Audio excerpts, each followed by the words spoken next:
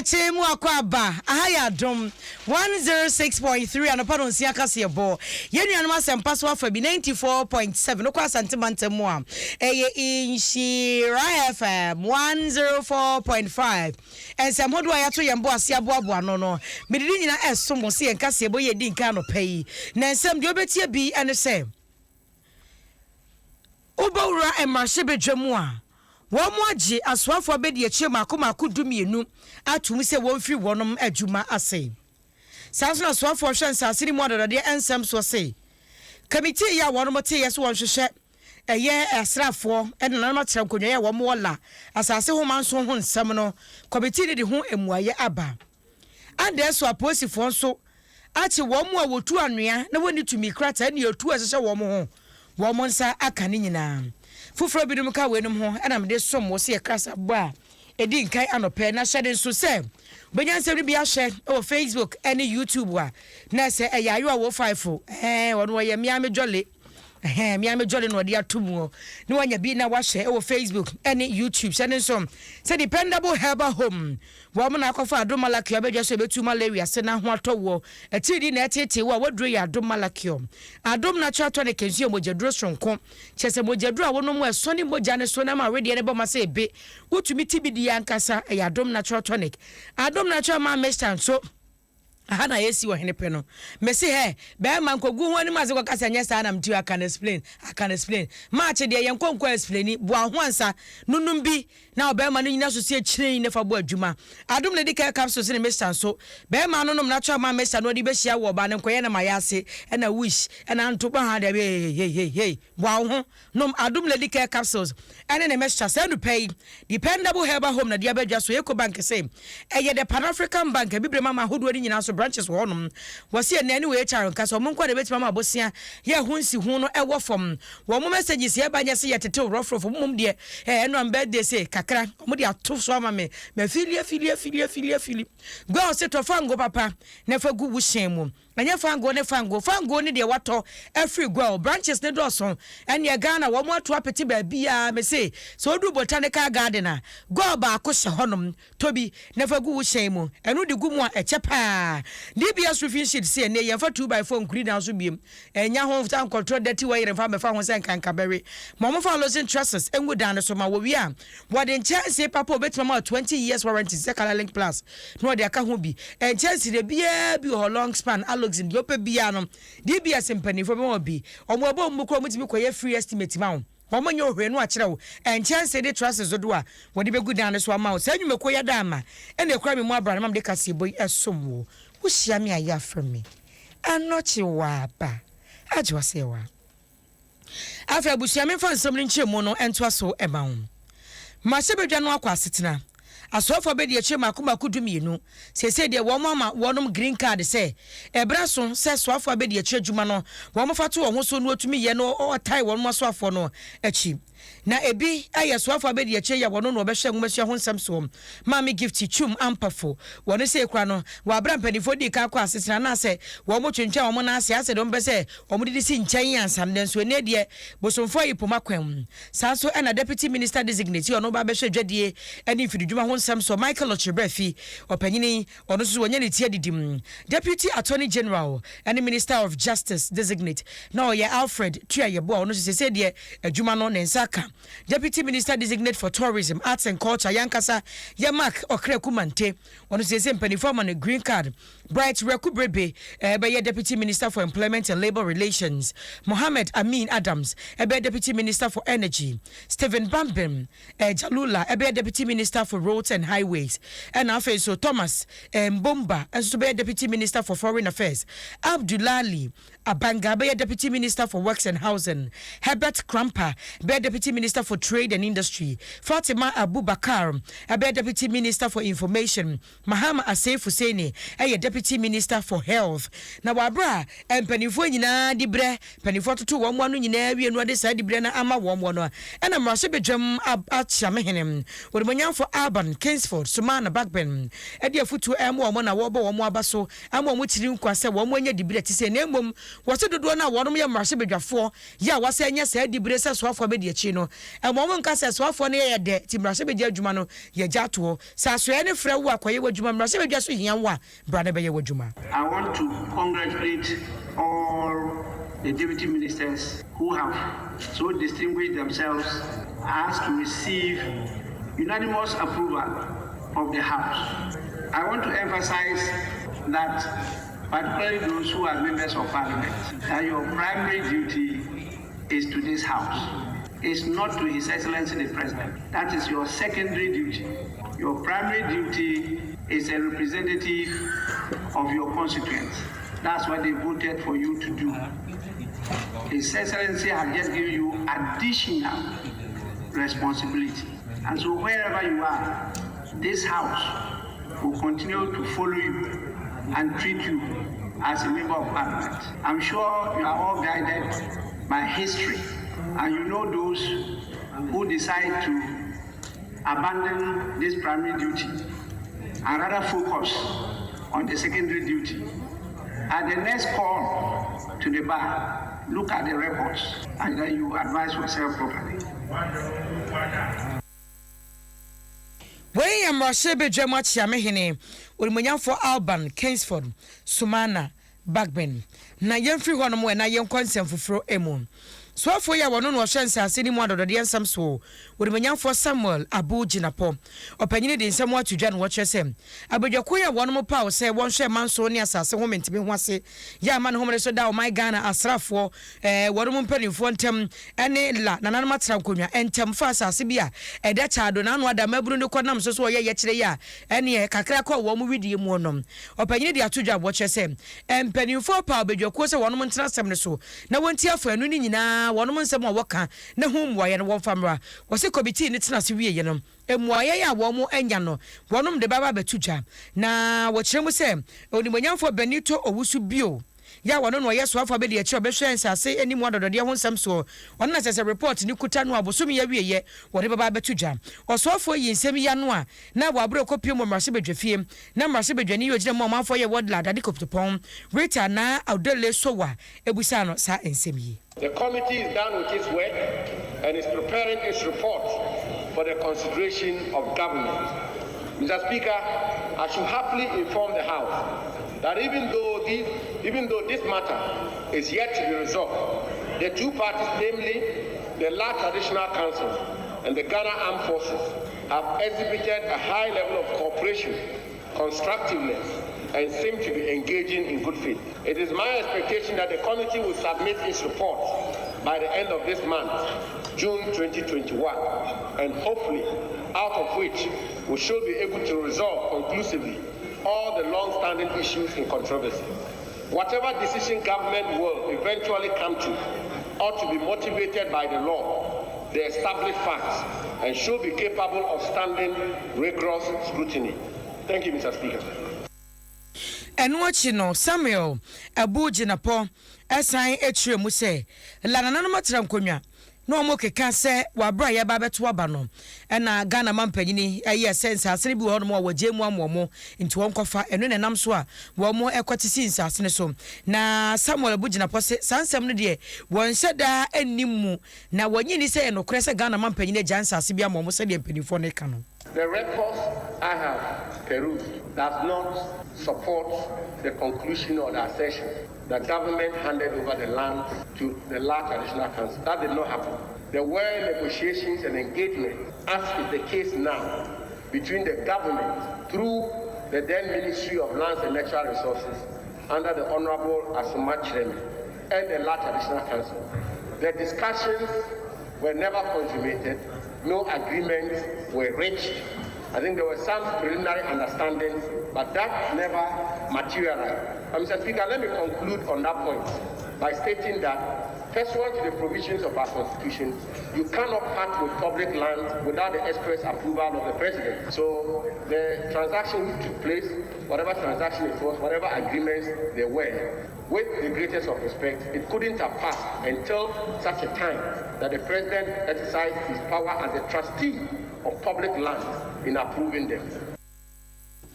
Samuel Abuji na Paul ayeswafo no hwensase eni mu adodode ensams ne ne eni ekotie yenom yemfiri honom na yenkɔ adreso na posifo wonom honom ensa ka brantia ne din ni Kofi Kluche na wabra posifo chi no na pump action gun yi mako enan ene kuta ne tu abobo de ene kyese yenka na bia ya posifo kɔche ne bia ye bia so kɔ adreso a wo mo hye wo mo ho etu anoa wabra woni ho tumi krata aposifo mpanifo kyerem so obi ne tie wonom na so manfo bi di tipa track akese bi abehye ho ne anya gro eno anse wo mu tu anoa na wo sese gumu wo sese gumu abra wo mu ni tumi krata asase ne kura wonje de ni mu di asase no eye ne dia na wabra posifo aba na kopie ho no mo no ene tipa track na hyenkafo ni ho posifo na ene fewu wo mu na ekoro mo mpa bo akoro mu rogu ho wo mo dwane agaka na inji kura wo mu anum no ene aposifo ita wo mo ano mutimi ekwachi abrante ba akwa ne din di Kofi Kluche no Mitsubishi pickup ena na watimu ne registration number no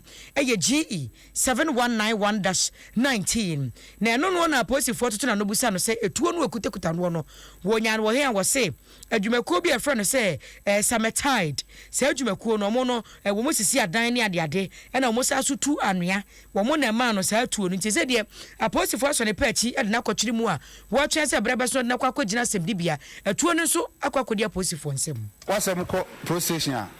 se gansini obe beli wono nidi wo ho ansa yama obe pacho mu ko bisa aposifo no wada se se mba ho na mbeka ase yo bankrofo ni bila na sebie so sebie nya do peso se midi a wa pa dance fa dia se midi nya dance nkuru mu fa se midi omo nam no mu se midi no de omo no ye mobo minim de me ye bia esi be men sinso mu ham ansa metu na mo bia metu no na minim be bia mgina so wadi mu dance boni wo ba bia panu yentem me de mra ne de adwuma wo man we mu adwuntra mu we de mra na ye adwuma wetia me naso wentie ne ya ba bia sama wo ye no mesme de obekọ sabe wo kwa akọka mu asem wo mama ne nso mu mama ne da mesme kwa akọsama wo otu ana sama nguma no so aba sa na wi ase ete no sabe yesi kukuram wan fere so wabetaro hne so a osuso mfere so di edru beta so nti mesre uku bi ho asem na waje so pese ose onini din a mesre yenka no ne kwan so ya mi nkase sabi so sabi nyaado nti memfom ye kasa kra kan kasa kra dead pefes obi fum kum a yemfum nwia bisa se yie obi safo nyira kwan ne bisa de koso ansa na wato obi ho pe ositie me ne ansa na wasemi hu ofiti ya na obonipa so bo boni unni me bobre unni me suban bebia me firi bebia me gina bebi obi firi ba unni mo amframa e bo unni bebia ko ya mo me hwe ka ya kasa ye me sremo apie mantem ye ba besom ya amase ye be fa 2 media to abom dia be ye mre masem ye ba besom ye ya somfo ti me sre o mo disa adwuma no me be si ya when ya poye mante muswa for Seth kwam ye champion wo kire so manfo bi ni namro mo keka say an wo no kra free post for say abrante no makochine ne sa tuo no magege no bo munya abrante ne ade wo sesa asem no no kra bia enim ye firi oni enko apomudi mu ensem wen adwumako ya pa no wo man muso hwe apomudi ho nsam so Ghana Health Service wo mo ade ensem abetudwa wo kire say COVID-19 no say de ba akokora yiditi ye wie na ano de no se de yiditi no India mamu ene free ya eba China de ne de akwakogu ye say India de ena aba na panyini ya wono ena woda West Africa Center for Cell Biology and Infectious Pathogens opanyini wa University of Ghana Professor Gordon Awendare ena wode to Joy Prime news ye Daniel Dazi anim na Professor Awendare chiremu se kwa no hwemu a sa COVID-19 ne fa no e friend say Delta no ebia yiditi wa Ghana ha no ma cases aye wono emu aduanan num 45 eye sa Delta ne bia nti obi a hwede ho ye. The trend shows that all these normally come from travelers. So if you look at the sequences in travelers and then the sequences in the local transmission, it mirrors the distribution of the variant. So if you have more travelers coming in with a particular variant, then it reflects in the local population. So now that the Delta is taking over, in fact, it's taking over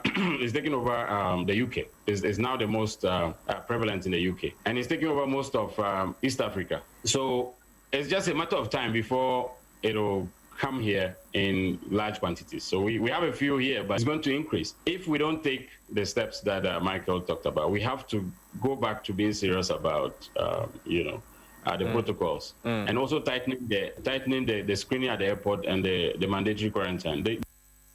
Professor Gordon Awendare and our answer me to Jane Nwachino and Adom Kasiani, Director of Public Health at the Ghana Health Service, Dr. Franklin Asie Dubekwe, at Chutem Common Watches as samples here can answer me. Airport and a woman for Nessa Quantufua, one more May Munti, or May you who say COVID-19 no, and Koi in Tisha was sitting a year. Intimate cassette, it be Ugra community move and that's somewhere and samples no more power airport. Apparently before that, now. Was for the past of a month or 6 weeks ago, was enough cases to be yarded from India and I said, Turkey, and I say, what we try to do is that office to come to Uncle is now bad. Near try to follow up, near test, Adokla, Brian, good nickname, African. I want to know all from the graph. I won't say into me and Benas, you also, I think I don't know all from the graph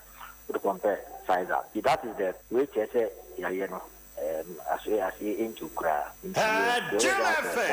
was one share, my social distance, and for some super water. Kind of a man so it was so, but we have being vaccine movie. Now it's me about it.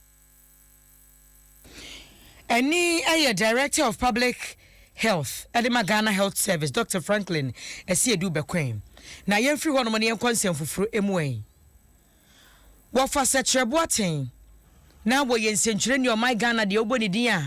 wabedi ni bre pa na jumbusu ni da ye to sonson ena nananom anase odumankoma eto nsa efro panyini na esanse no ne multimedia aye adwuma painti abusua ene ma abo ana bepiem ewo multimedia ya wonom de abebeto adwumako no anim se afa de efe na agya abosomfo ipuma kwama wo mosisi aye ba amane se odumankoma wuo ede na paka nkese abefa wo fa seche boatem eko na opanyini stroke ede ne to form kakra abusuafo abaye no ne ba panyini for research boatem na wodi animu Dr. Kofi seche boatem no ka ho bi kwasi seche boatem ka ho bi na kwabena chenchen hene boatem abusua no mpanifo bi eka ho fa seche abusua mu mpanifo bi na wono ka ho a wo baye a obayi Adom enkanka Adom cluster na nasa Adom branch no empanifo amane so opanyini enya ne ba bi eko na for research boatem wono no ye wo fa seche boatem ba panyini wogina abusua no wanem ene Adom empanifo etwetwe nkomo idi kandi anoto monkra se ye papa ye ofa yenu abema ya de nyina ofa seche emre bi atwem ni multimedia ye adwuma kama adan bonkum so oba be ye adwuma ha no obeba abusua nti ehu nya se ye bese abusuafo ayi no kreni se de etete ye no eyampa na edikan no ye de aseda kese ene eniso kese ebema multimedia abusua ko ni ado a omayi a kire ofa seche empo oni ho ene yen na etosu bio yakasa nhihye na sei netie memenda ebe abusua ene ma aye ne se ye bedi ofa na otweda madina social affair bia no Echoing Hills eno achi no bosumi ebe remu na wie ye 31st July abusua ene ma aye ne se ye be pra na chi abusua ati asese ama ye se ye nsi wa ha na sedi emu nso se ye no ye maame ono nso ede emba ewiase ono nso ehye fridge ma ye no kase ya na ye prepare ye na yi ena obi nka bi nhim ofanso ede to so ni say ntia ni say ye be de do mu mienu nyina abom ye si omu mienu nyina abom aye ye ni nyina prekope ye be ni nyina won kran ha Madina Echoing Hills Yankopon Abua on the 31st of July. We ayo for research boating wono ana waye wo research boating ba panyi na wabra busua be piem wono empanifo bi ye wo multimedia tumi ehia wo no mtwe nkomo no na eye general manager Adom Brands Abdullahi Awudu, Corporate Human Resource Manager George Mbia, Head of News and Current Affairs, Nese, AC Wahine, Enono, and Afia Adom FM Programs Manager Josh Tigo. Afufrobi Aneka Hono, Adom TV Channel Coordinator Commission, and Afia Adom FM Editor, Abedi Eche, and Anasai Ampo for Genua Kahubina Fame, Ejumaya 4B, and a Kahu Ebim. Now, Penina Onu Wajina, Adomane Mukasa Yenom, Adom Brands, ye General Manager, when Menyan for Abdullahi Awudu, no try say Adom cluster no ya boa ye ho ya abusua no support e wo se de momro mutumi esi opanyi eti krakra no ya de bema wo no mo deliver multimedia na wo but many negotiations started and ran TV Africa. Indeed, many of which they are told me, Papa, near Ubuna, the Nimia Harina, or far the ultimate Kojia, Nanka, he began it near Papa, because we really need more as one. But at least, what it is. Different places, Asia, performing Asia, TV Africa, Asia, Mama. His legacy will continue through us. The more life goes on, the more we impart the knowledge that we have. Now, multimedia, they are fully behind you. The share members are actually, let's say, the share about the details. They are paid with my ideas supporting the Tabuchi, and they are actually. General Manager Adom Brands Abdullahi Awudu ene etie yebusuan semno asi dependable herbal home wom na kofa Adom malakua badwa so betu malaria si Adom natural tonic eye mojedro sonko Adom natural man mixture and the capsules eye memedru awunum bia betuma bo adwuma Adom lady care capsules ne mixture so ba numbi na himfie ho no monya wese kama dependable and this area babusu of pharmacies chemical ne license eye herbal shops nyina emu Ecobank say the Pan African Bank ne ye ne wonum enidwa girls to fango papa ne fagu shemu DBS roofing sheet was in chance ne na de edikuri dan so de and I want a papa pa. Medase, Mamma Shay with Facebook and YouTube. Yatinaba, Begrodish ye, Miami Jolly, are you a war 5-4? And what year 2 moon life, ever Hokofia son, and the Jana Chibuabo and 7 no mammy bomb chidom. May so also one who said just on some team when the chief Jerry Forsen, war bat Robert Nasi, wish yammy a ya from me. I'm not your pa. I just say